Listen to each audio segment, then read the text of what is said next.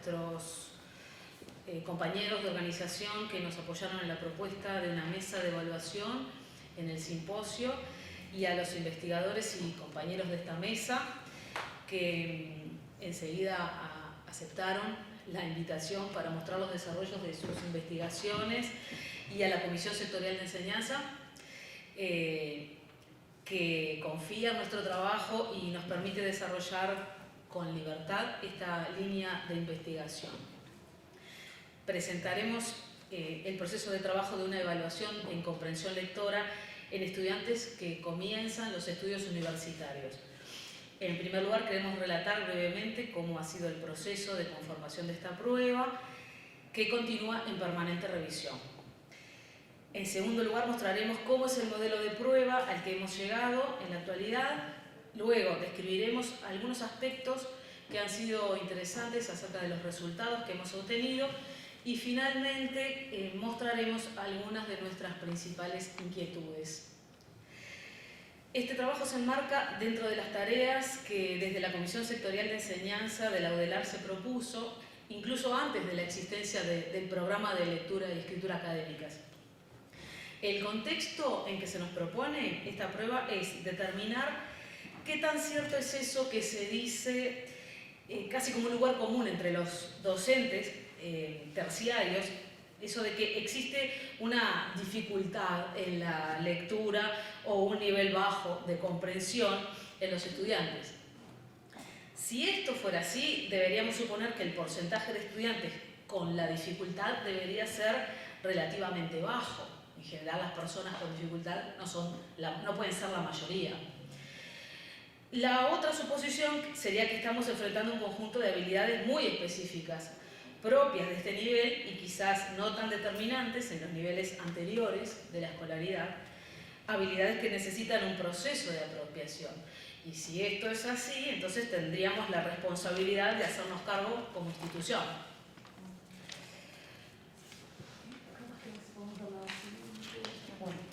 Voy a mencionar un poco los antecedentes de esta evaluación. En esta prueba han intervenido muchos investigadores de la universidad, porque es una construcción colectiva desde distintas miradas. Desde la primera prueba, conformada en 2014 por el grupo coordinado por Beatriz Gaviani, luego la prueba del año 2015 con el grupo de docentes ya conformados del programa LEA. También estuvimos trabajando con la Comisión del interior de la UDELAR, pero del interior del país, para generar acuerdos. Es decir, que ha habido muchas instancias previas al momento presente. En el año 2017 se conforma un grupo de trabajo con una serie de investigadores y asesores para determinar la pertinencia de una prueba al ingreso de la universidad y, de ser así, qué papel debería jugar esa prueba. Bueno, quiero nombrar a todos los integrantes de este grupo asesor que han tenido un peso muy importante en la discusión previa a la elaboración, que son Virginia Orlando, Beatriz Gaviani por el Instituto de Lingüística, Juan Carlos Valle Lisboa por el CISEA, no me quiero olvidar, bueno, Mónica Méndez y yo por la Sectorial de Enseñanza de la UDELAR, y Soledad Álvarez por el Departamento de Lenguaje de la Facultad de Información y Comunicación. Es importante, bueno, y hay unas ideas ahí que los cometidos, allí en la diapositiva ustedes pueden ver cuáles son los cometidos de la prueba que nos propusimos y cuáles serían esos objetivos que están allí resumidos, que no me voy a dar vuelta para leerlos, pero ustedes los pueden ver allí. Así pasamos al siguiente. Es importante aclarar que esta evaluación no busca calificar estudiantes, sino tener un diagnóstico para generar estrategias de intervención que sirvan como marco a los docentes de las facultades y así poder construir una forma de leer junto con los estudiantes. Digamos que la evaluación es como un momento dentro de un plan de acciones que tiene como finalidad mejorar la inserción de los estudiantes en las prácticas de lectura. La estructura de la prueba es la que se ve en la diapositiva siguiente.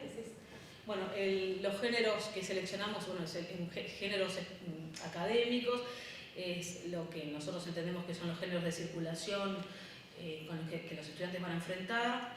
En cuanto a los tipos, pensamos que tendrían que ser principalmente textos que tuvieran secuencias predominantes expositivas y argumentativas, porque son los de mayor circulación también. A cada estudiante le toca un cuadernillo con 2 textos que tienen una vinculación temática entre sí. No se mencionan uno al otro, pero sí tienen por su tema un parentesco, y después hay otro texto que no tiene similitud con los 2 textos anteriores. Está conformada por 21 preguntas. De esas preguntas hay 19 de múltiple opción y 2 preguntas de respuesta abierta restringida. Y la tabla de especificaciones deriva de la tabla de especificaciones del año 2015, aunque hicimos algunos ajustes a esa tabla, especialmente lo que tiene que ver con lectura crítica. Bueno, los tipos de lectura que evaluamos son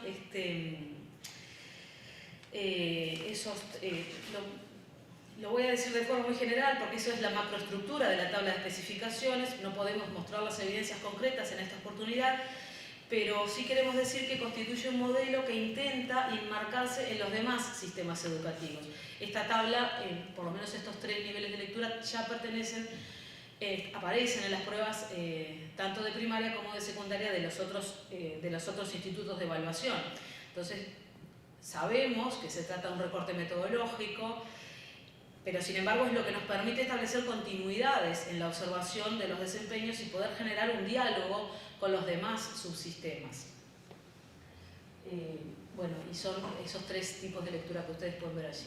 Lectura literal, que tiene que ver con la recuperación de información que está explícita en el texto, la lectura inferencial, que tiene que ver con la deducción de contenido implícito que aparece en el texto, y la lectura crítica, que tiene que ver con la recuperación de aspectos que tienen que ver con aspectos ideológicos, aspectos de debate, de alusiones, de voces, en general lo que tendría que ver con la heterogeneidad, ¿no? Bueno.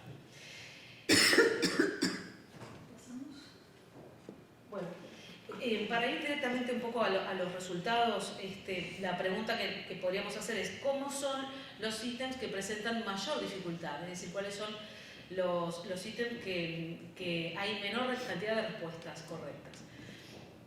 Y hay como dos grandes grupos. Los primeros son ítems que requieren de la recuperación de la opinión en tanto acto de habla que permita al locutor situar su asunto o el tema del que trata con respecto a sí mismo, revelando su propia posición en cuanto a lo que dicen. Esta cita la trajimos de Chardot, 1992. Y esa es un poco la idea del tipo de pregunta que tiene poca cantidad de respuestas. Y hay otro segundo tipo de pregunta que tienen bajo nivel de respuesta, que son los ítems que presentan un alto grado, que requieren un nivel de lectura intertextual, es decir, la contrastación de informaciones que aparecen similares en 2 textos, pero que esos textos no se aluden uno al otro de manera explícita, sino que habría un intertexto en el sentido de que hay como ecos libres de un tema de un texto en otro texto. ¿Pasamos? Bueno, por eso es que pasa. Sí, sacar. Bueno, presentaremos 2 ítems que resultaron de los más difíciles de la prueba para presentar a partir de ellos algunas reflexiones. Queremos aclarar que no podemos mostrar los textos, ya que estos deben conservarse como anclaje para la siguiente aplicación. En este ítem en particular se solicita lo siguiente. Según lo que plantea el autor en el apartado Conclusiones, A. Debe protegerse el cultivo de transgénicos. B. Debe analizarse el riesgo del uso de los transgénicos. C. Debe revisarse la legislación en cuanto al uso de los transgénicos. D. Debe discutirse aún más las consecuencias del uso de los transgénicos. Para contestar esta pregunta, se requiere leer en forma inferencial y crítica.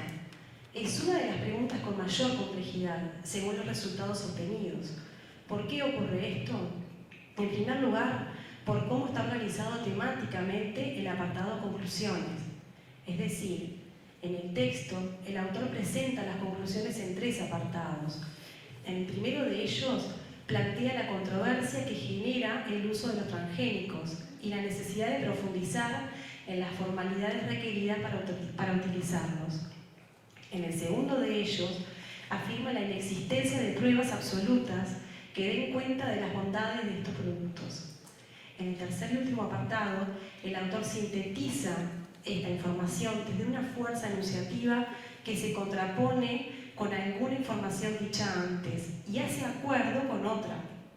Por lo que, para comprender este apartado y resolver correctamente la pregunta, es necesario retener información ya leída a nivel local y global, integrarla en la representación textual y relacionarla con la posición enunciativa del autor.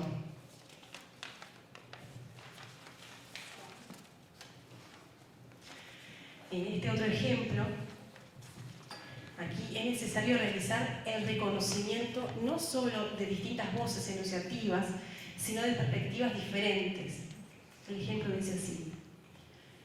Es una pregunta abierta y está al final de uno de los cuadernillos. En el texto, líneas de maíz convertidas, se sostiene que el maíz transgénico se produce para solucionar problemas de valor nutricional y producción de maíz. Según el juicio de los transgénicos, ¿cuál es la principal razón por la que se busca plantar maíz transgénico? Bueno, para resolver esta pregunta hay que comprender información que proviene de distintas fuentes, localizar información relevante, entender los contenidos globales de cada texto y poder articularlos evaluando la intencionalidad global y realizando comparaciones entre intencionalidades. Como dicen Vega, Bañaris y Reina, este desafío se manifiesta principalmente en 2 aspectos. En primer lugar, debido a que los textos no han sido creados para comprenderse de manera conjunta, sino que el lector debe inferir las relaciones intertextuales a través de las diferentes fuentes de información. En segundo lugar, supone evaluar de forma crítica la fiabilidad y relevancia de la información. Este desafío se manifiesta principalmente en 2 aspectos. Diapo 2. La 12. En la actualidad, además de estar terminando el informe de la prueba 2018, nos encontramos realizando una revisión metodológica crítica para poder analizar interferencias entre lo esperado y lo efectivamente realizado, a partir de un análisis del instrumento de evaluación, la logística en la aplicación, los retos que surgieron luego de realizado el estudio. La libertad con que trabaja el equipo nos permite ir ajustando la tabla de especificaciones a partir de las necesidades de análisis. En este sentido, se trata de una prueba recursiva. Cada batería de preguntas nuevas que asociamos a la prueba nos va permitiendo acercarnos cada vez más a aspectos más complejos y detallados de la lectura.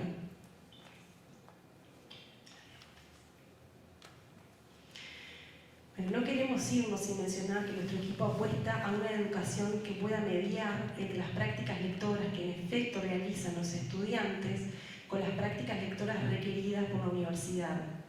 Entendemos la complejidad y no queremos caer en una simplificación ni en una reducción del fenómeno lector.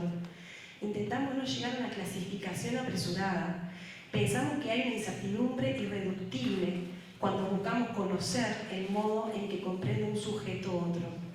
No creemos que las competencias sean algo mensurable de una manera cabal y no entendemos la lectura en términos de logros finalizados.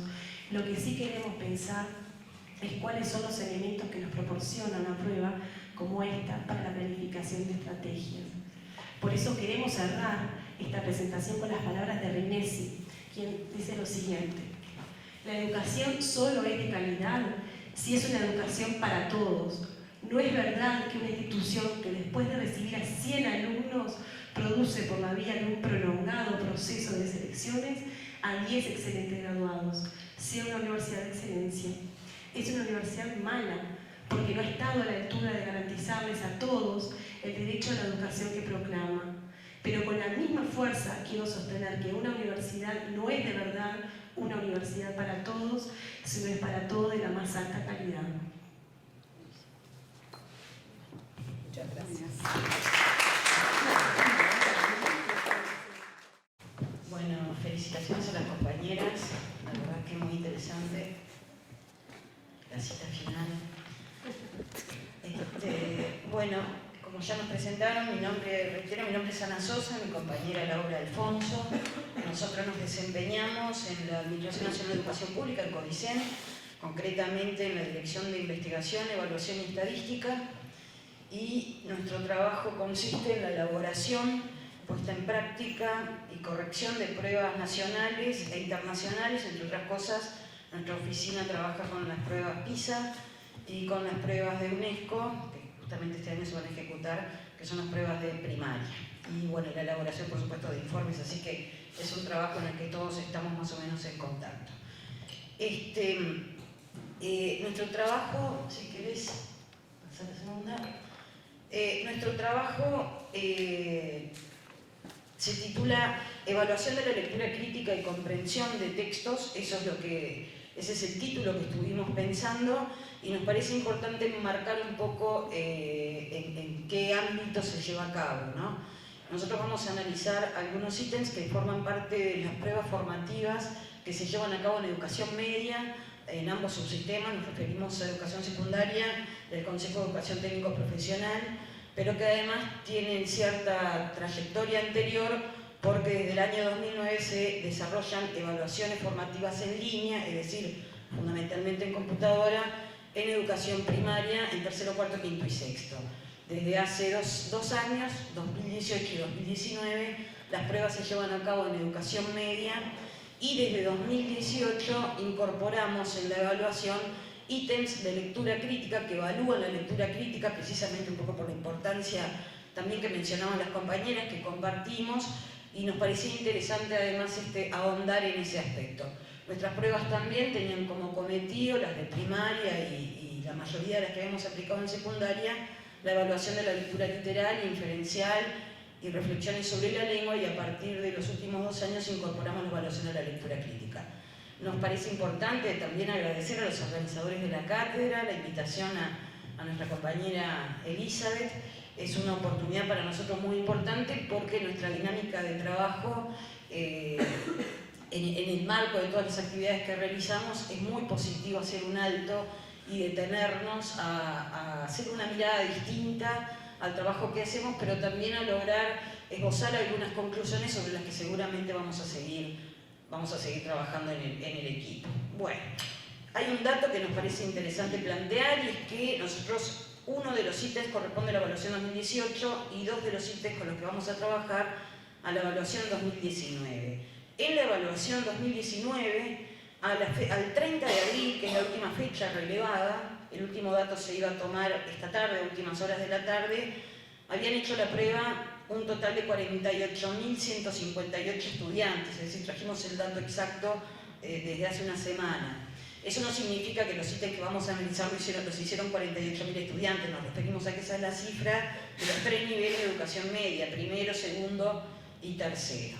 Pero sí tenemos un número significativo de estudiantes que respondieron los ítems, es un poco el corpus con el que nos vamos a manejar. Algo que queríamos plantear también es que las pruebas se encuentran o tienen vinculación, lógicamente, con el marco curricular de referencia nacional que elaboró el CODICEN, y en ese sentido las pruebas corresponde señalar que están alineadas a los programas de educación media, y por supuesto han sido también analizadas con los cuerpos inspectivos de ambos subsistemas. Nos referimos a inspectores, en nuestro caso de lengua, tanto de educación secundaria como de educación técnico-profesional. Y por otro lado, si bien es incipiente la investigación en lectura crítica, nos pareció interesante traer las tendencias de resultados y las conclusiones a las que pudimos abordar de ítems de dos tipos de textos. Trajimos 2 textos persuasivos para presentar y un texto además narrativo literario, y un poco nos interesó analizar comparativamente las diferencias que entre uno y otro pudimos encontrar con respecto a estas tendencias de resultados. Bien, El primer texto, ahí aparece el título, el primer texto es este. El primer texto, creo que se ve luego abajo, guía alimentaria, creo que está pequeño, pero lo ven. Este texto corresponde a la prueba 2018 que se aplicó en educación media, y les voy a explicar por qué dice guía alimentaria rápidamente. En realidad, como criterio que le da coherencia a la evaluación, todas las pruebas tienen un tema que de alguna manera cohesiona la propuesta, así sea en matemática, en ciencias y en lectura. Y el tema del año pasado tuvo que ver con la alimentación y el de este año tuvo que ver con el cuidado del medio ambiente. Este es el ítem del año 2018 y está tomado de la guía alimentaria como la mayoría de los textos que se trabajaron. Esta guía alimentaria fue publicada por el Ministerio de Salud Pública del Uruguay en el año 2017. Este texto, que introduce uno de los capítulos, tiene como título, no lo voy a leer entero, simplemente para que lo vean, pero tiene como título "Sé crítico con la información y los mensajes publicitarios que recibe sobre alimentación".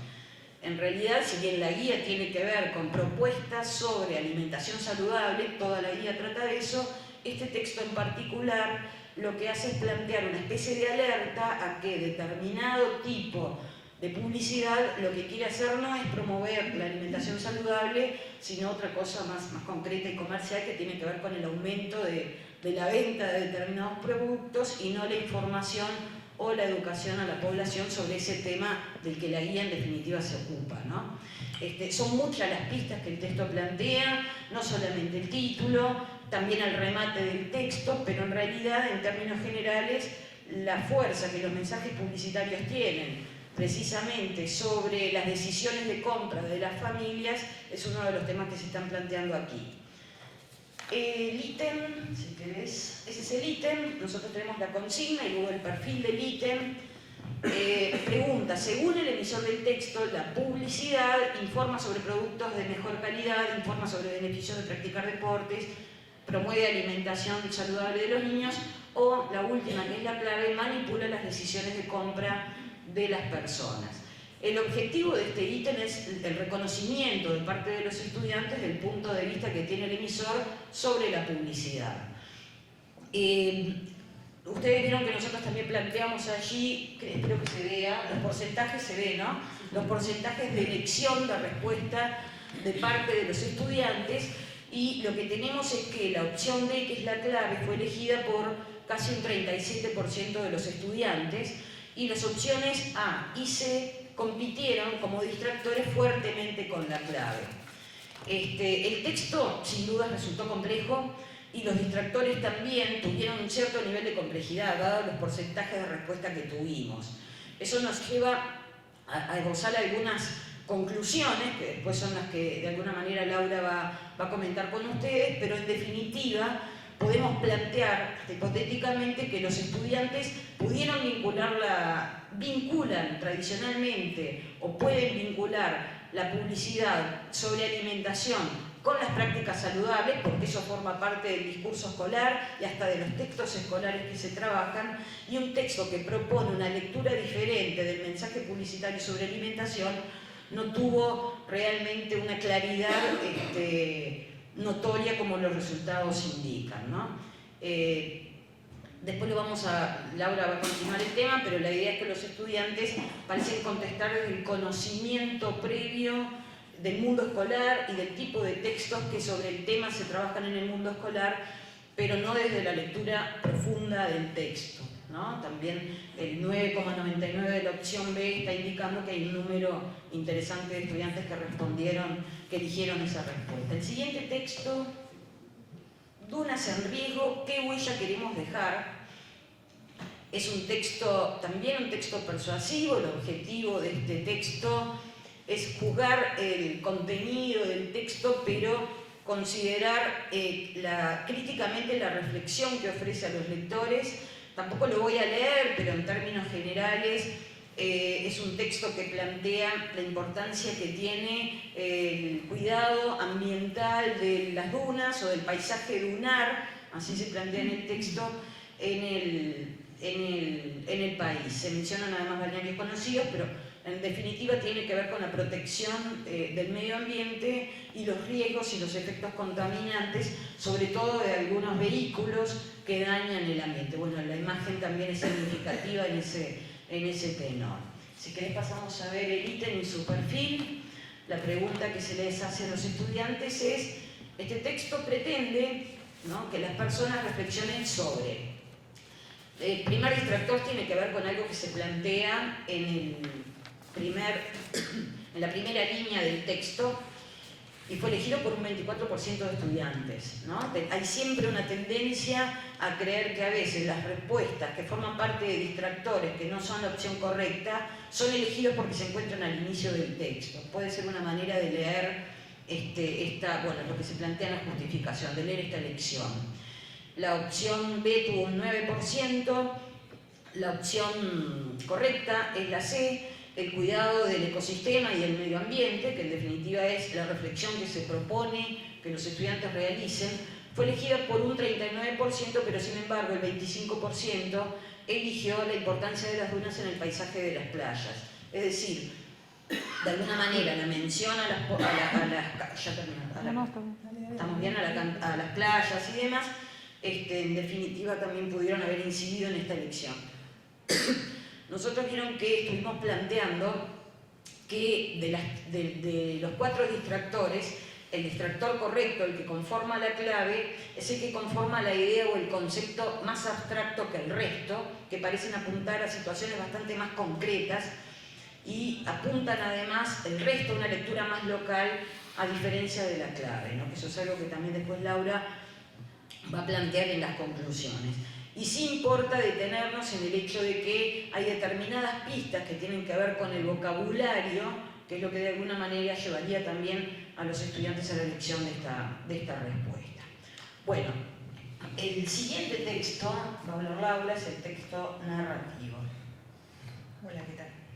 Bueno, pusimos un texto literario o narrativo para un poco comparar algunas hipótesis que teníamos y poder como plantearlas acá de una manera bastante experimental, digamos.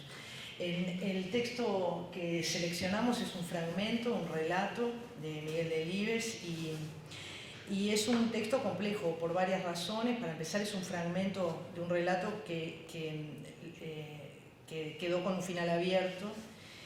Presenta un juego de enunciadores que se manifiestan a través del diálogo.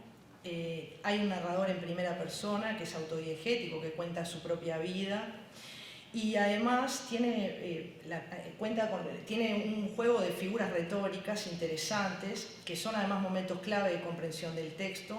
Por ejemplo, cuando dice que el padre habló con voz llena o los luego de los padres son como eternidades o expresiones como que veía nubes sombrías en el horizonte, ¿no? Claramente metafóricas que generan como una especie de polisemia que podría producir una suerte de dificultad en la relación del estudiante con la comprensión de este texto.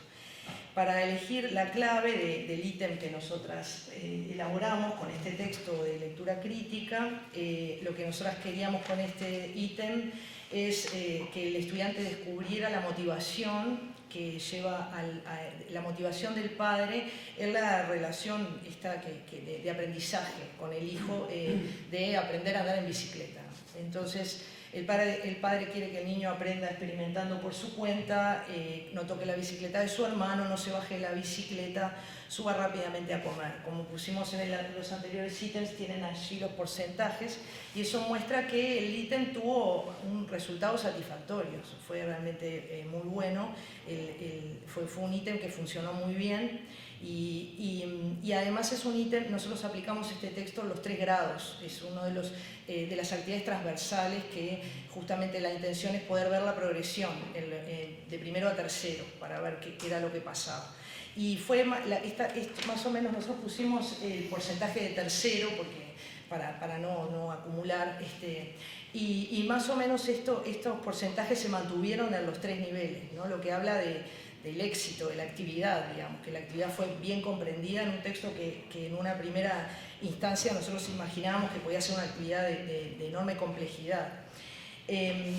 Digamos que para elegir esta clave A, el estudiante tiene que elaborar una interpretación de la motivación del personaje, del padre, del narrador, y esta comprensión de la motivación implica comprender no solamente lo que dice el padre, sino las conductas del padre, porque el padre lo hace esperar para subirse a la bicicleta frente a la ansiedad del niño. Por otro lado, no corre con él, no lo acompaña, ¿no? Simplemente se queda allí. No le dice cómo bajarse de la bici, e incluso su decir es muy lacónico, ¿no? Escueto en sus palabras, no es expresivo, etc. Es decir, realmente había que hacer una lectura, una comprensión profunda para comprender la motivación. Por otro lado, veíamos que los distractores podían competir con la clave porque presentan información de nivel local que se podía entender como la motivación del padre. Por ejemplo, que no toque la bici del hermano, que no se baje de la bicicleta porque dice que no se preocupe por eso, o por ejemplo, que suba a comer, en un momento le dice, bueno, tenés que subir a comer, y cuando sientas hambre subes a comer. Es decir, nos parecía que los distractores resultaban competitivos. Y por otro lado, y ahí viene un poco este problema con la lectura del texto literario, ¿no? Porque nosotros sabemos que la lectura del texto literario, podríamos decir, es una lectura incierta, ¿no? Hay un planteo que hace Siegel que dice que el texto literario es menos un objeto que un potencial que es actualizado durante el acto de lectura, que el evento de comprensión surge de la compenetración de lector y texto, y que el texto literario es un sistema abierto, esto es, la variación a la interpretación es una respuesta posible, incluso hasta esperada, ¿no? Podríamos decir. Sin embargo, en los ítems que relevamos, y si vemos la diferencia en los resultados, vemos claramente que los ítems asociados a los textos persuasivos fueron los que resultaron difíciles, más difíciles que los asociados a los textos literarios. Entonces, bueno, ¿qué hipótesis podríamos manejar a partir de las tendencias que arrojan estos resultados sobre la mayor o menor dificultad de los procesos de lectura crítica? Nosotros acá lo que planteamos es, o sea, dijimos, bueno, ¿por qué razón el ítem de lectura asociado al texto literario resultó más fácil que los de persuasivos, por ejemplo? Entonces, empezamos a elaborar a partir de la bibliografía que observamos algunas hipótesis. Por ejemplo, pensamos en la tipología como un elemento que puede ser clave, puede ser explicativo en la dificultad o juega un rol en la dificultad. Hay estudios que muestran que la prosa narrativa es mucho más fácil de comprender y de retener que la expositiva y la argumentativa. Desde la perspectiva de la evaluación, esto se debe a que la narración de alguna manera presenta variaciones nuevas a partir de información que ya es conocida. Y acá nos estamos refiriendo un poco a esa cuestión del conocimiento del mundo, ¿no? Por ejemplo, mientras el texto argumentativo justamente transmite un punto de vista peculiar sobre un cierto tema, lo que renueva la información, ¿no? Ahí está justamente la clave del texto argumentativo.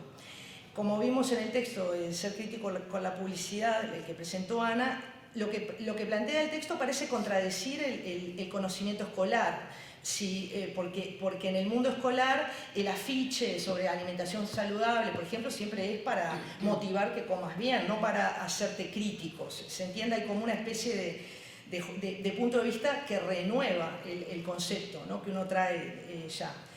Por otro lado,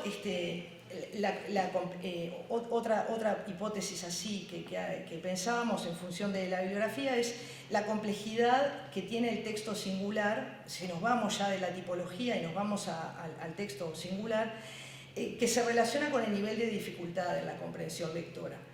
Por ejemplo, ¿cuáles son las variables que pesan en la comprensión, ¿no? Que están relacionadas con este punto? Según la bibliografía, esto va desde la longitud de un texto, pasando por el grado de cohesión del texto, hasta llegar a aspectos retóricos, pragmáticos, ¿no? Y pragmáticos. Entonces, nosotros vamos a plantear 2 o 3 aspectos nomás como para pensar. El primer punto sería la cantidad de información nueva que presenta el texto, ¿no? Que como dijimos, en el texto persuasivo es clave, mucho más que en el texto narrativo literario, que revisita esto de que todos en algún momento en que el estudiante aprendió a andar en bicicleta, ¿no? Que es una experiencia que conocen los chiquilines. Por otro lado, tenemos esto de la densidad de la información, lo que hoy planteaba Ana, ¿no?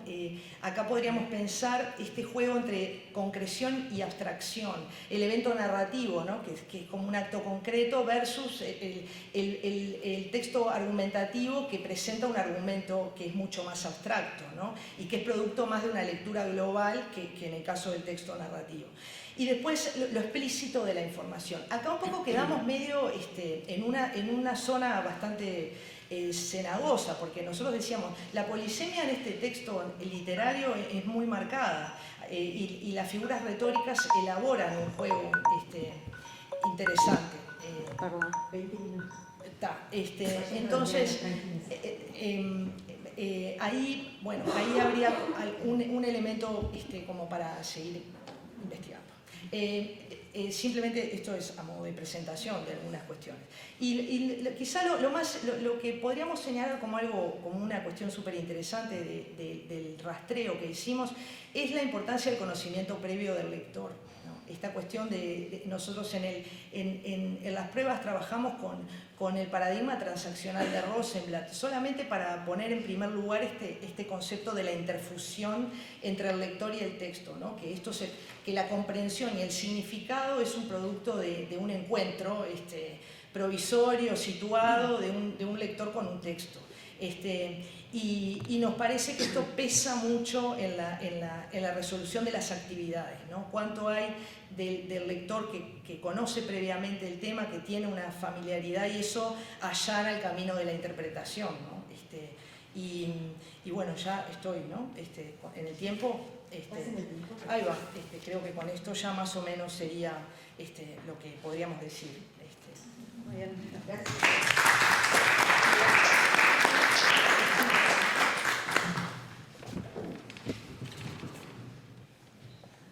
Buenas noches, yo soy Matías Núñez. Gracias a los organizadores por invitarme, a Elizabeth García también por todo lo que me enseñó en evaluación. Nos enseñó a todos. A todos nos enseñó. A todos. De hecho, mucha de la información que voy a presentar y los análisis fueron desarrollados en conjunto con Elizabeth, porque yo trabajo en el INED hasta el año pasado. El título de la presentación es La lectura crítica en sexto año de educación primaria. Les cuento, pero y al mismo tiempo un poco engañoso, porque me voy a referir a aspectos pragmáticos vinculados a la lectura crítica, que son de origen inferencial, pero que asociamos a la lectura crítica en varios de los análisis que hemos hecho en nuestros informes, algo que acaban de mencionar las compañeras. Nuestro marco surge de los documentos de primaria, es un análisis, una interpretación del currículo de 2008, de los perfiles de egreso, y manejamos Rosenblatt a la hora de interpretar y comprender el funcionamiento de los textos. Y esta definición surge de esa interpretación de los documentos de primaria. El lector establece relaciones de sentido entre el contenido del texto y su saber enciclopédico para generar su propia opinión. ¿Sí? La comprensión de lectura crítica en estos documentos. Por saber enciclopédico vamos a ir mirando al conocimiento previo que Laura mencionaba de ciertos temas, y en particular el conocimiento previo de estrategias de escritura y de lectura. Y reconoce puntos de vista que se manifiestan de la posición del enunciador, algo que mencionaron las compañeras también, así como acuerdos o desacuerdos con otras posiciones sobre determinado tema. Identifica supuestos, implicaciones, razones, prejuicios y juicios de valor presentes explícita e implícitamente en el texto. Bien, esto surge de los documentos, como dije. Podemos pasar al siguiente. Y vamos a sustituir brevemente lo que se entiende por saber enciclopédico y conocimiento del mundo por conocimiento del funcionamiento de los textos. Un conocimiento pragmático, elementos que tienen que ver con cómo funcionan los textos, esa experiencia previa del lector que me allana el camino, como mencionaba, para inferencias de tipo local y global, y especialmente para nosotros en los informes es muy útil ciertas preguntas sobre la ironía o preguntas retóricas que en un fragmento nos revelan más eficientemente si el lector entendió o no el sentido global. Porque tenemos otra serie de preguntas de lectura global que quizá con una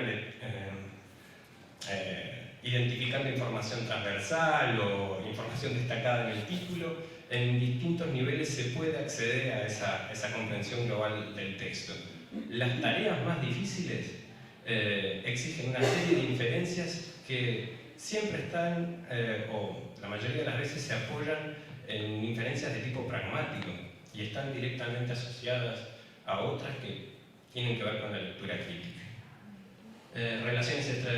Relaciona estrategias discursivas con contextos socioculturales específicos. Es como más reconocible desde lo crítico. Relaciona información del texto con información que no está en el texto. El criterio de intertextualidad que mencionaron hace un rato.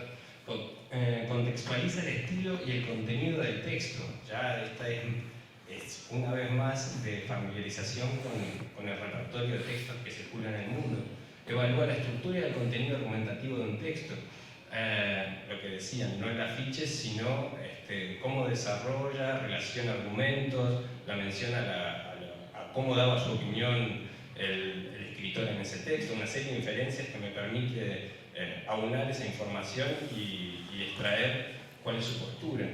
Caracteriza las voces presentes en el texto. En síntesis, un lector que es capaz de identificar la situación de comunicación y cuáles son sus usuarios y qué quieren lograr con eso.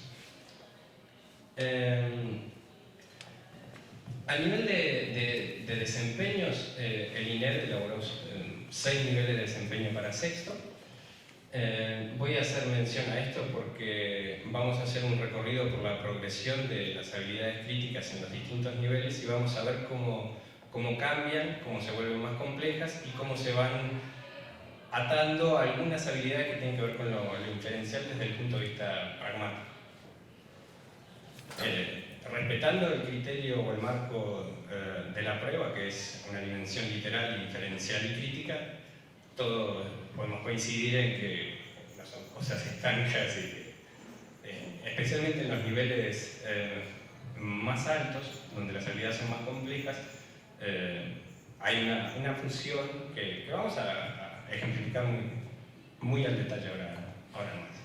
A nivel de niveles de desempeño, estos 6 niveles se distribuyen en la población nacional en un 4.4% en el nivel 1, un 15.8% en el nivel 2, un 25.6% en el nivel 3, un 25.7% en el 4, un 17.2% en el nivel 5 y un 11.4% en el 6, que es donde está la tarea que vamos a analizar a continuación, y ahora vamos a hacer un recorrido por esas habilidades. Debajo incluí también información sobre los contextos, que me parece que también es parte del asunto sobre el tener o no un repertorio lector. Pasamos al siguiente. Los niveles de desempeño en lectura de sexto de escuela.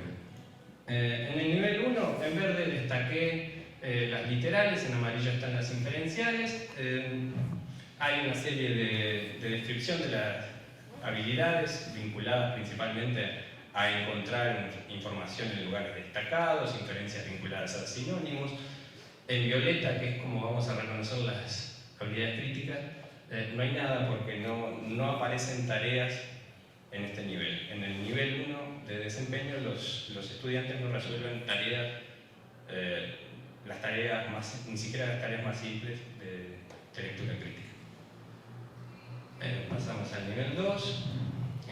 Nos centramos en el violeta, que son las críticas, y ya aquí sí aparecen habilidades vinculadas a la identificación de la intención discursiva, siempre que es predominante, clara, que no hay otras secuencias que compitan. Y a su vez el lector, el estudiante, elabora opiniones de dominio general a partir de elementos muy destacados en el texto. Cuando esto es muy visible, está muy atado al tema, identificar el tema o el formato del texto permite identificar una intención y al mismo tiempo una postura. ¿Sí? Esta es la serie de habilidades.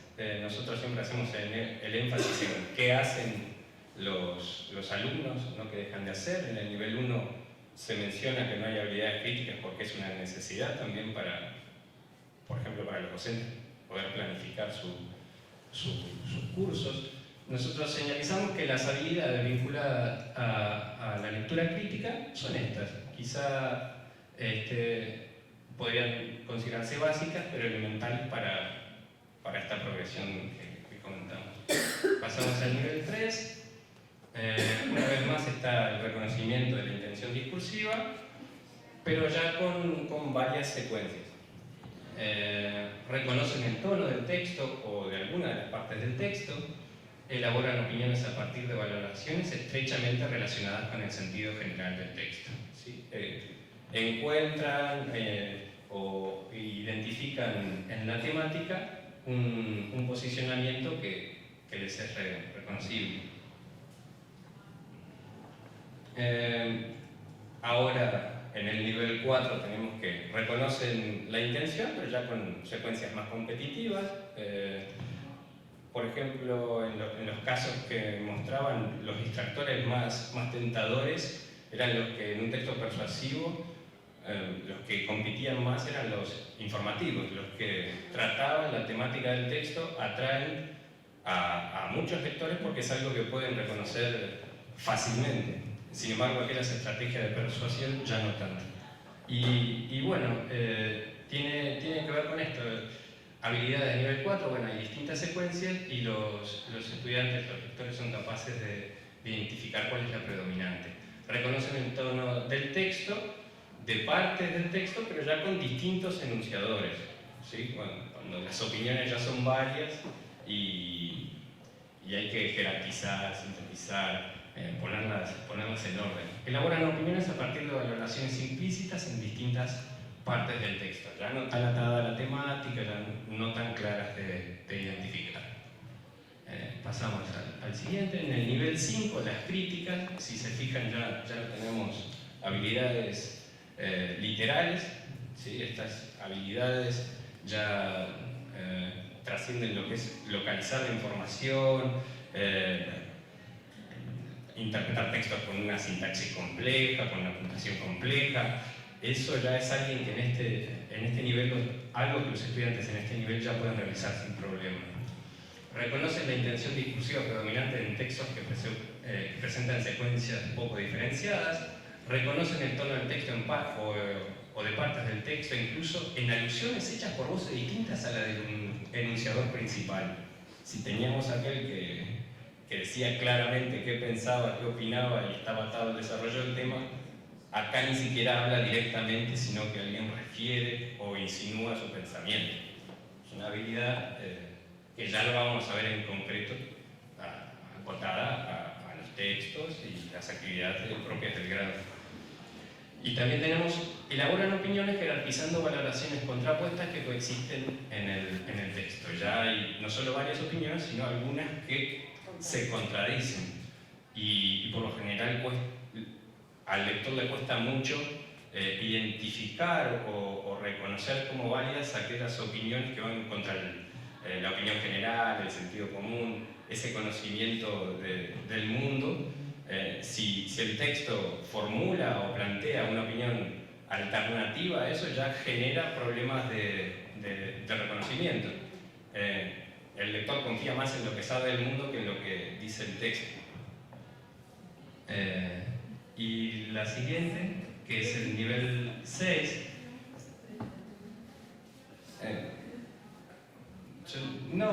sobre eso un ejemplo,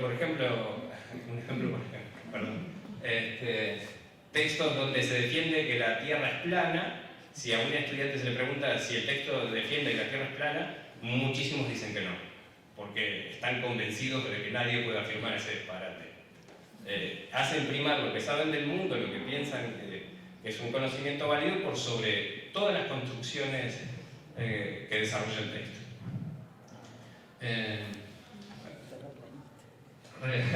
Reconocen la intención discursiva predominante en textos que presentan varias secuencias textuales en su interior o múltiples dimensiones comunicativas.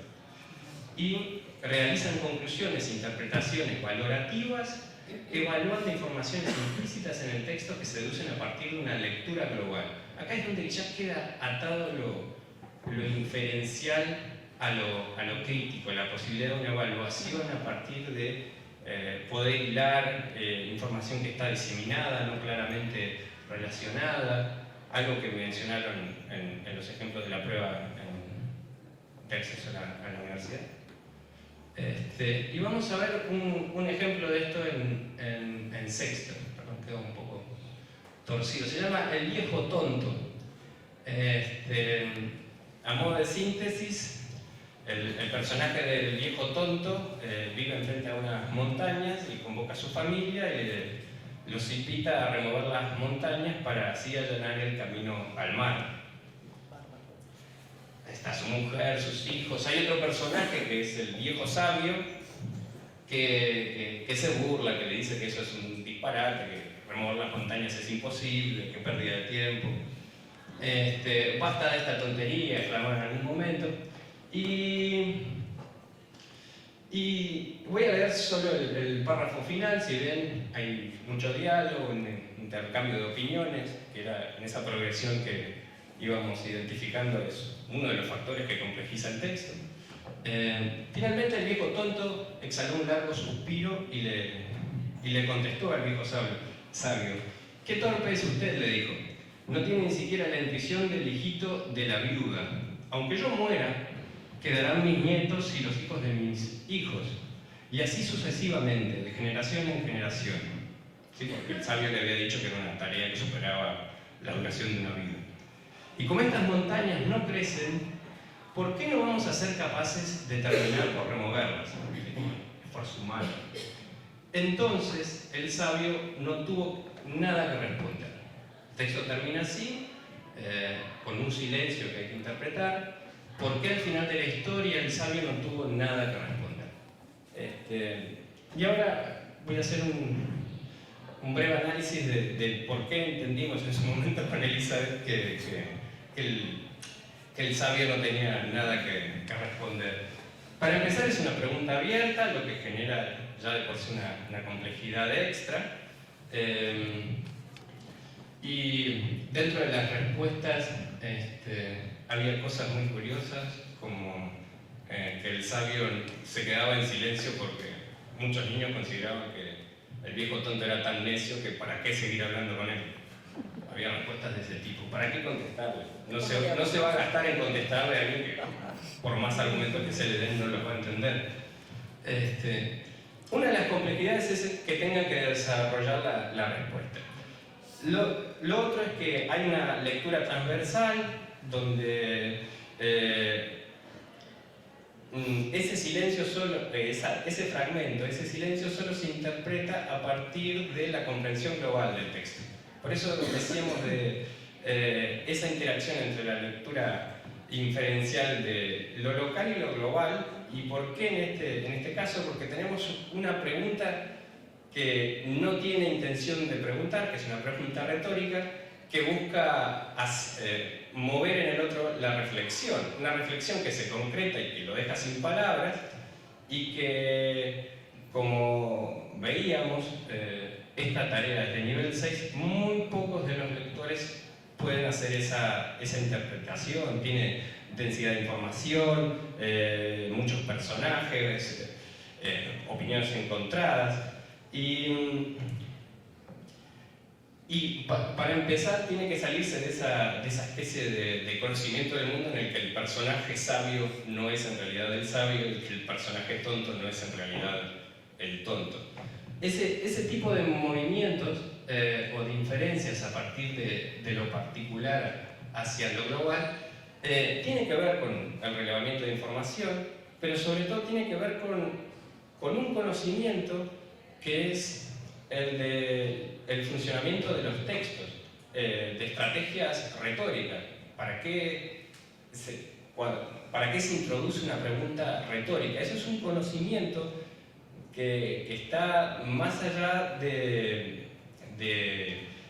reconocimiento de la información presente en el texto, que tiene que ver con la familiaridad y el acercamiento a prácticas textuales y sobre todo a cómo funcionan determinadas estrategias en un contexto. ¿Sí? Estamos hablando de elementos pragmáticos. Perdón si estoy señalando cosas que pueden parecer evidentes. Esta es la pregunta más difícil, o era una de las preguntas más difíciles, ahora está liberada, la contestaba solo el 5% de los alumnos.